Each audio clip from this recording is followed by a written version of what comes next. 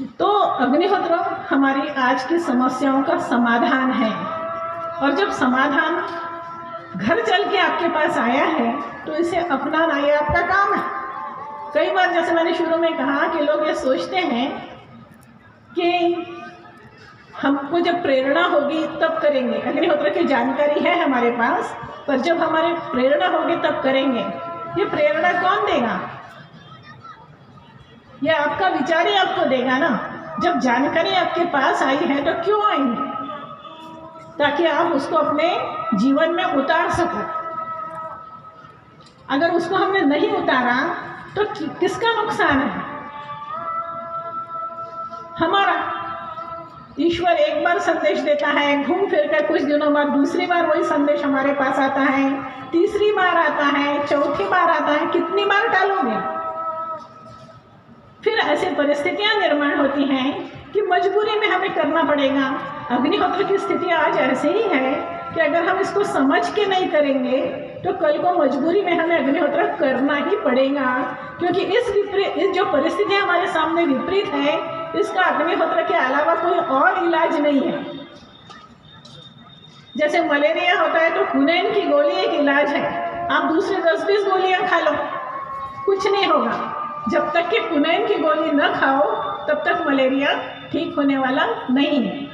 इसी तरह आज की जो विपरीत परिस्थिति है उसका इलाज अग्निहोत्र है। अग्निहोत्र को छोड़ के हम कितने भी यत्न करें, कितना भी पूजा पाठ करें, कितने भी व्रत उपवास करें, कितने भी धार्मिक कार्यक्रम करें, वातावरण शुद्ध नहीं होगा। हमारे लिए वातावरण अनुकूल नहीं होगा। हमें अग्निहोत्र ही करना पड़ेगा।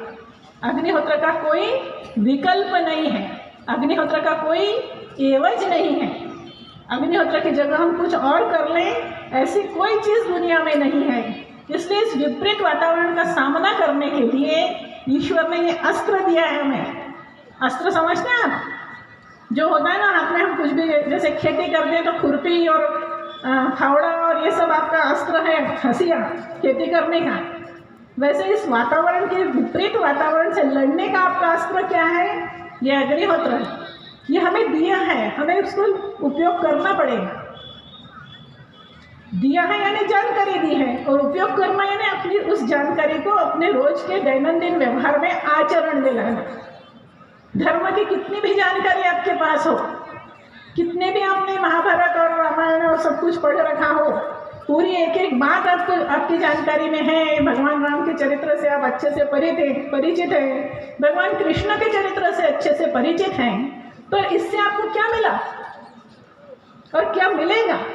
जब तक आप ये नहीं जानेंगे कि भगवान राम नियमित अग्निहोत्र करते थे, भगवान कृष्ण नियमित अग्निहोत्र करते थे, और वो उन्होंने जो कुछ भी किया उसमें यज्ञ का अपना एक महत्वपूर्ण स्थान है, और वही हम करें ऐसा वो चाहते हैं। वैसा उनके समय में जो राम राज्य का वातावरण था, वो वातावरण अगर हमको फिर से लाना है तो राम राज्य का रहस्य क्या है? अग्निहोत्र। क्योंकि घर घर में अग्निहोत्र हुआ करता था, हर घर में। वो किसी भी जाति और धर्म का संबंध नहीं था, हर घर में अग्निहोत्र होता था। इसलिए जनता खुशहाल थी, जनता समृद्ध थी, वातावरण में समृद्धि थी, लोगों के जीवन में समृद्धि थी। तो समृद्धि लाना है, अच्छा वातावरण बनाना है, सुख चाहिए है, तो जो राम राज्य का जो रहस्य है, राम राज्य की जो कुंजी है, उस कुंजी को हमको अपनाना पड़ेगा। इसलिए भगवान राम को अगर हमें मानना है तो देखो दो तरीके से मानते हैं। एक श्रद्धा रखते हैं, उसको हम मानना कहते हैं, और दूसरा यह होता है कि उन्होंने जो विचार या जो आदर्श हमारे सामने प्रस्तुत किया उसका हम आदर करते हैं और उसको अपने जीवन में उतारते हैं। तो उन्होंने आचरण से ये बताया है कि अग्निहोत्र कितना ज़रूरी है। राजा भी अग्निहोत्र करता था, प्रजा भी अग्निहोत्र करती थी। ये राम राज्य है। तो आज जो उन्होंने हमारे सामने आदर्श रखा है, भगवान कृष्ण ने रखा है, राम ने रखा है, और भी जिन जिन को आप भगवान इस रूप में जानते हो, उन सब ने इस अग्निहोत्र को किया हुआ है। हमारे सामने उन्होंने आदर्श रखा है। इसको जब तक हम उनकी कितनी भी पूजा करें, उतने से वो खुश होने वाले नहीं हैं। वो काहे से खुश होंगे? जो उन्होंने चाहा है कि हम करें, उन्होंने करके दिखाया और चाहा कि उनकी प्रजा करे, वो अगर हम नहीं करेंगे और केवल पूजा करेंगे तो आप ये सोचिए कि आपके घर में माता पिता जो आपके वृद्ध हैं, जिनकी आपको सेवा करना है, उनके आप पैर दबा रहे हैं, हाथ दबा रहे हैं, उनकी सेवा कर रहे हैं, पर उनकी एक भी बात मानते नहीं है, वो जो कुछ कहें वो करते नहीं है, तो क्या वो खुश होंगे? आप हाथ पैर न दबाएं पर उनकी कही बात को माने, उनको वो वाली इज्जत दें कि वो एक शब्द बोले और आप उसको हाथ पे झेलें, तो वो ज़्यादा खुश होंगे। यही हमारा, हम जिनको भगवान मानते हैं उनसे रिश्ता है कि उन्होंने जो आदर्श हमारे सामने प्रस्तुत किया है उसको हम अपने जीवन में उतारें, वो ज़्यादा खुश होंगे।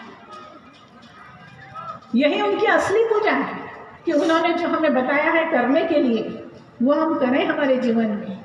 उन्होंने करके दिखाया है, विपरीत परिस्थितियों में उन्होंने अग्निहोत्र किया है। राम के चरित्र में हम देखते हैं, भगवान राम के चरित्र में, कि वो जो वनवास में रहे तब भी नियमित रूप से अग्निहोत्र करते रहे। वो कहीं आश्रमों में रुकते थे तो वहाँ से सवेरे का अग्निहोत्र हो चुकने के बाद उस आश्रम को छोड़ते थे, या शाम को किसी आश्रम में पहुँचना है तो अग्निहोत्र के समय के पहले पहुँचते थे ताकि अग्निहोत्र वो शामिल हो सके उस अग्निहोत्र में।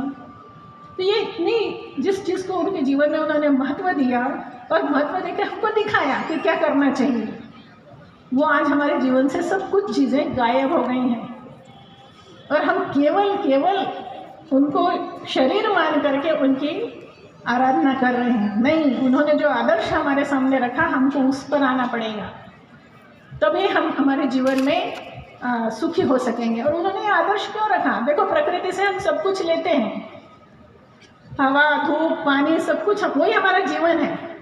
इसके बगैर हमारा जीवन है क्या? कोई पानी के बगैर रह सकता है क्या? कोई खाने के बगैर रह सकता है क्या? कोई सांस लिए बगैर रह सकता है क्या?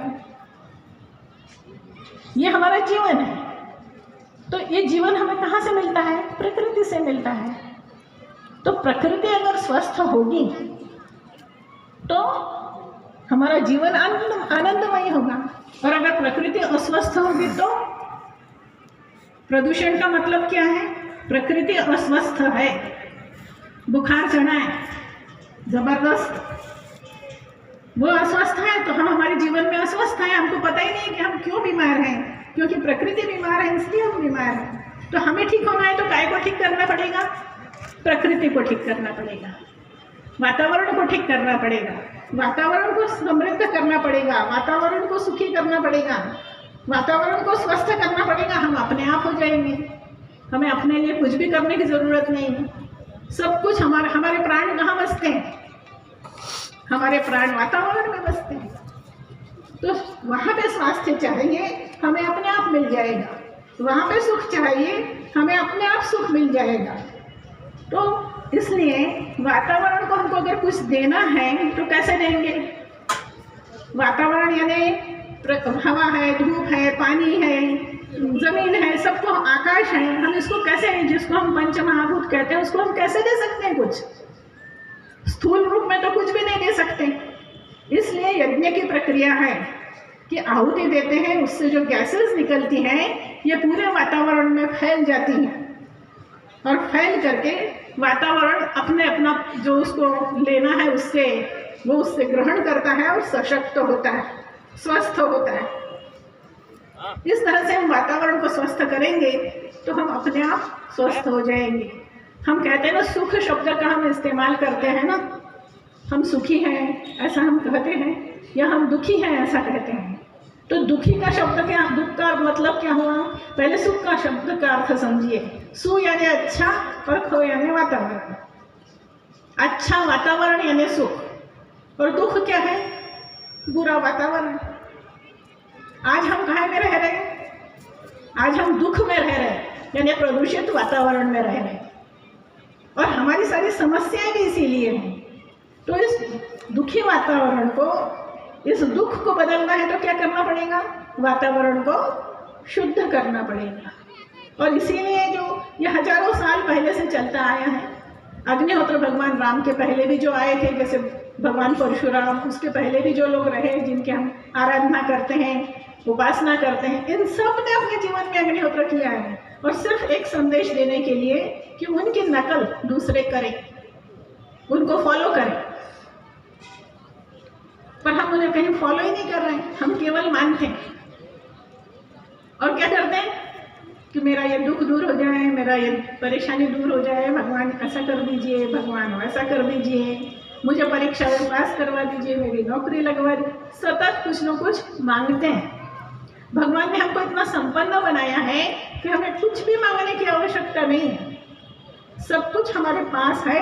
और जो जो चीज़ हमारी ज़रूरत होगी, तो जब जिस चीज़ की ज़रूरत होगी वो हमें अपने आप ही मिल जाने वाली है। तब जब उनके बताए रास्ते पर चलेंगे तब तक तो मांगना ही पड़ेगा।